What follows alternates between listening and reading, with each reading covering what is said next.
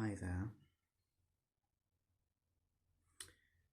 I am going to record something explaining how to play one of my songs today, which hopefully is, something someone was interested in at some point. Let's just imagine. Anyway, it's the Sleep, Child and Dream song from my second album, which is called Satsumers. It's coming soon at this point. This is like the end of July in 2023. And so it's a nice song. You may have already heard it, and in fact, even at the recording of this video, it is available. It's available in the ether, in the Spotify, and that. It's there. You can have a go and listen to it. But anyway, I'm going to go through how you might play it, because it's a little bit straightforward and a little bit confusing. But it has a relatively simple chord pattern, and I say relatively simple. It's not overall simple, but the basic concept is we have a normal E chord on a guitar, a normal A chord after that, a B chord pretty much after that, back to the A chord, and then things start to get a little less straightforward. How so? Actually, it's not quite that simple anyway, because you're not strumming through it anyway. It's using some kind of finger style. We're going to have this kind of thing. It's in 6/8, so we've got 6 each time. 1, 2, 3, 4, 5, 6, 1. Now,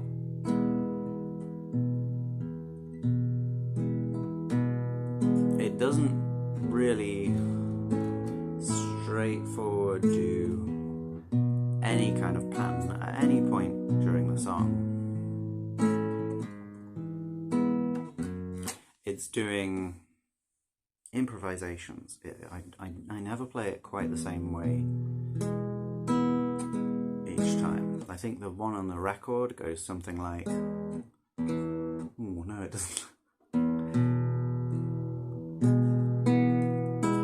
It does something like that. So for that, first bass note happens by itself, and then the thumb is going to go up those 2 strings, but while it does that, a finger 2 higher than it, 2 strings higher, is going to accompany it, and then we go to just the top two fingers at that top one. So thumb and finger, thumb and middle finger, index finger and ring finger is what I'm playing now. So that is kind of the straightforward pattern. Later on in the song, it might be something more like that, or it might be something more adventurous, something slightly more exciting to listen to. Whatever you can do to get your fingers slightly more independent will aid you in playing this song in an exciting way. So there's our general pattern, and yeah, we've talked about the first few chords. In fact, though, this A chord has the E in the bass, and even the B chord has the E in the bass as well. B, it's a standard bar chord. I am making my ring finger a little bit more bent than normal, so that top note comes through. Now, most people might play it like this with just 2 straight fingers across. Mine is like this. If you can't do that, you can't necessarily play it that way. Sorry, you'll just have to make do with your standard whatever. But that's what I do. And also, we have the E in the bass here. So it's not quite just the straightforward B. We have this sort of emotive big resonance there. It's not really important to the track, but it is there. And then we come back to a normal A chord, no bass note of E there. And then we come to an E chord with an a G sharp in the bass. Okay, now if you play this properly, you play it as a normal E chord with an extra finger,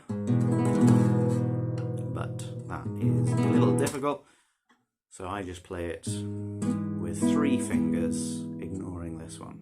Okay, that's weird, I'm going to stop doing that.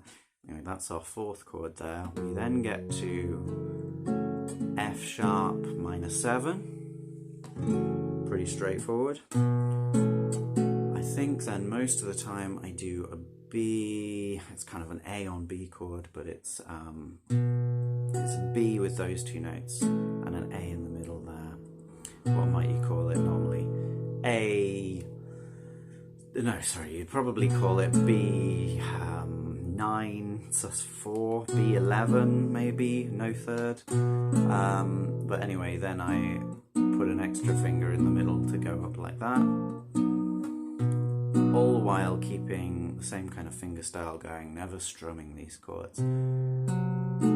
We have a diminished chord after that. That goes 3, 4, 2, 4, and another 2 up there, so I use a bar chord here. You could make it even bigger with that F sharp in the bass, but I want the bass to be quite an important thing here, because we go from the B to a B sharp or a C, and then we're going to a C minor 7 chord after that. Straightforward bar shape, you can find that all over the place. Then we're going to a G sharp minor 7, lots of minor 7s. This is where the different verses diverge. So in the first verse, we have this going up, and it just kind of stays there. Eventually we get the normal ending, F sharp minor 7, this odd B chord. B, it's like a B7 to begin with, so it goes 2, 1, 2, fret 2, 1, 2, yeah. Then instead of the open fret there, another 1, and instead of the 2 on the top 3. So if it were that, it would be just a B7 flat 9, but we've got that instead, which makes it a B7 flat 9, sharp 11. Fun. So we have those 2 chords, F sharp minor 7, B7 flat 9 sharp 11, and then we're back to where we started on the E chord. So I'll just play through one of those just so you can see how all that goes. We've got the E, the A on E, the B on E,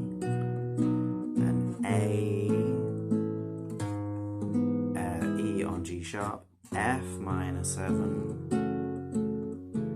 B, move it up to normal B, C diminished, whatever that is, C sharp minor 7, down to G sharp minor 7, F sharp minor 7, B, I've already said, and then back to E. So that is our standard verse. That is the same in the first and second verses. And then there's just a bit of fill after that. Whatever, it doesn't matter. You make it your own. Make it your own. Hey, I would love to hear it if you were playing this and making it your own. That would be incredibly meaningful to me. I don't expect it to happen, but it would be really nice if it did. So if you want to make my day, you go ahead.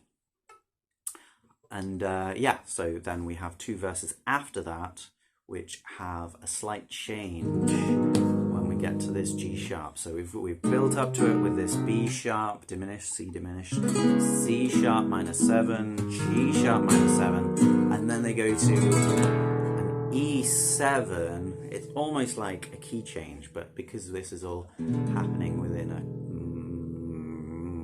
old-fashioned sort of structure, we know this key change is not actually a key change. We know we're just going to be going somewhere quite close that then comes back to where it is. And that is exactly what happens here. So we go to the E7,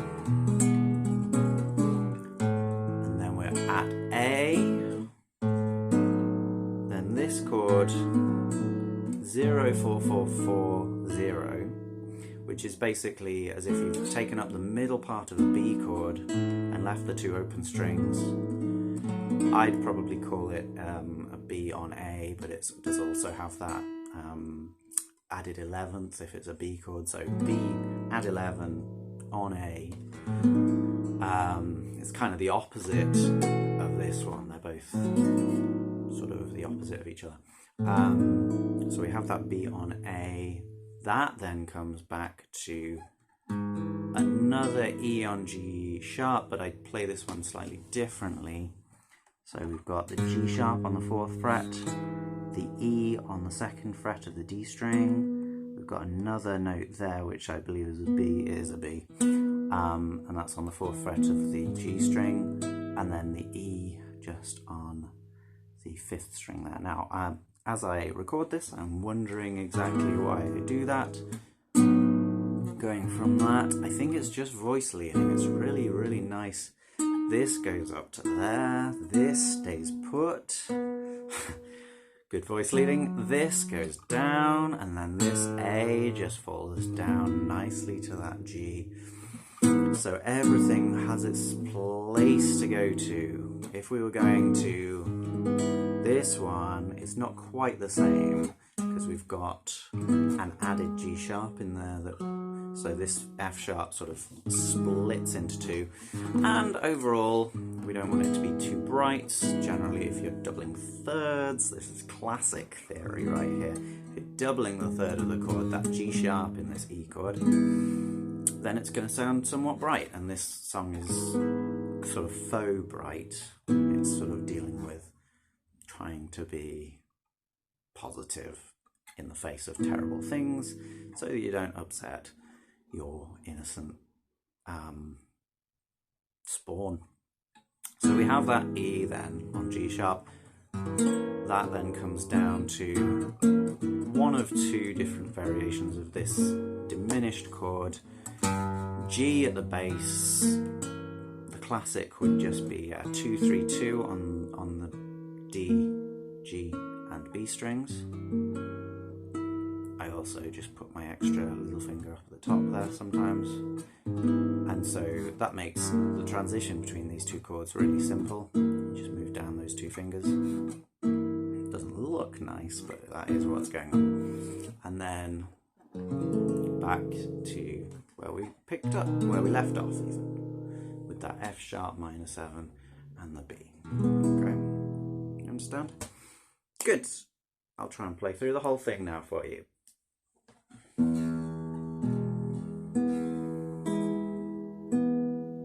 Oh, and sometimes I put in a cheeky B7 chord just to have a nice perfect cadence as we go into the first verse. Sleep, child, and dream, we'll still be here, we'll all survive until the morning.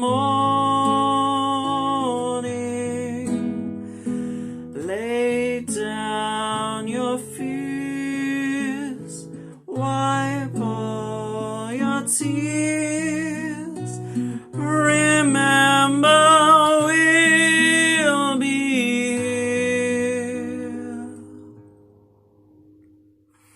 We'll all make it through the year.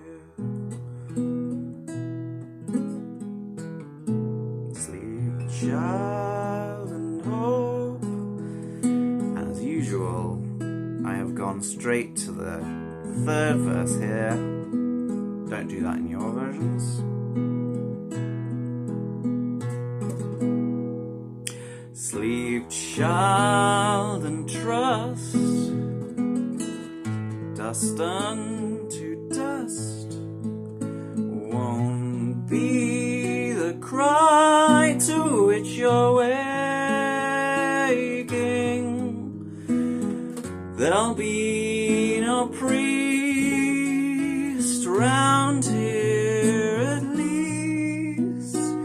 None of that sweet release. Long time till we're all deceased.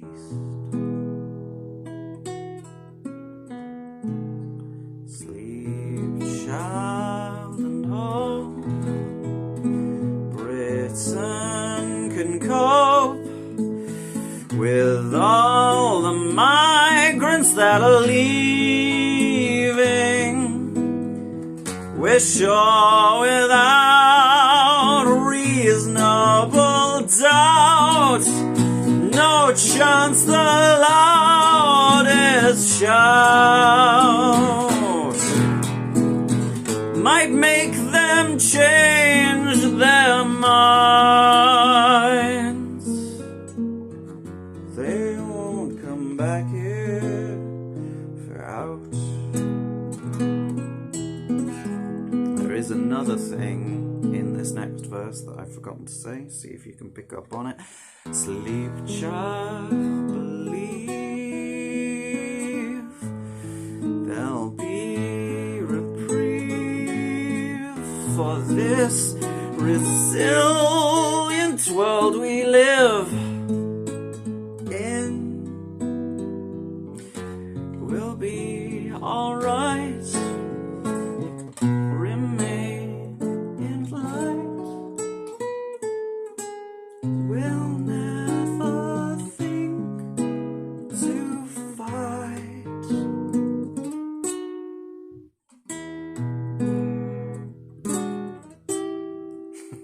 We'll never fight to think.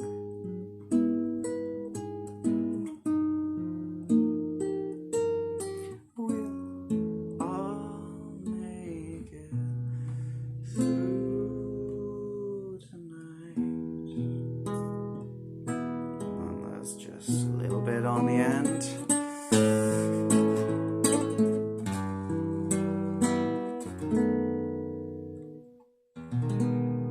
Ending on a major 7 chord. 0, 2, 1, 1. And not playing that top note because it's too gross. But playing the E as the top note. Yeah, so if you picked up on it, we have that instead of that sometimes. So just in that last verse and in the ending, G sharp for the other ones, G natural for this one. So that's an E minor chord on G. Okay, just for an extra bit of colour. And then sometimes we have this B7 chord, but with an F sharp in the bass. Okay, well, this has gone on far too long already, but thank you for watching. If you did, I hope you found something enjoyable to play, and I hope that it was easy enough to follow.